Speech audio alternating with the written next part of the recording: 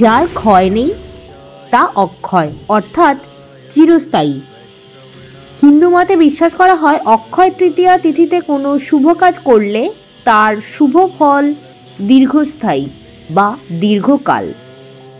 অক্ষয় তৃতীয়া তিথিতে ধনদেবতা কুবেরের তপস্যায় তুষ্ট হয়ে দেবাধিদেব মহাদেব অতুল ধনসম্পত্তি দান করেন।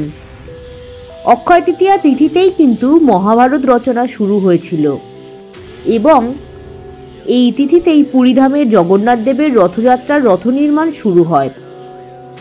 এই অক্ষয় তৃতীয়া তিথি গণেশের জন্মতিথি হিসেবে মানা হয়। এই দিনে গণেশ পুজো করলে বিশেষ ফল লাভ করা যায়। জেনে নাও এবছর অক্ষয় তৃতীয়া কখন পড়ছে। 15ই বৈশাখ মানে 29 এপ্রিল টিউসডে রাত 9:04:31 থেকে এটা শুরু হচ্ছে আর শেষ হচ্ছে 16ই বৈশাখ মানে 30শে এপ্রিল বুধবার সন্ধে 6:10:47। এবার আমি তোমাদেরকে আর একটা ইনফরমেশন দিই যে অক্ষয় তৃতীয়ার দিনে সোনা ছাড়াও কি কি কেনা শুভ। লক্ষ্মী দেবীর ঘট, বাসনপত্র, জব, শ্রীযন্ত্র, দক্ষিণাবর্ত, শঙ্খ কিনলেও কিন্তু তোমরা একই রকম শুভ লাভ করতে পারো। সোনার যেহেতু অনেক দাম, এই সময় সোনা না কিনে এগুলো তোমরা কিনতে পারো।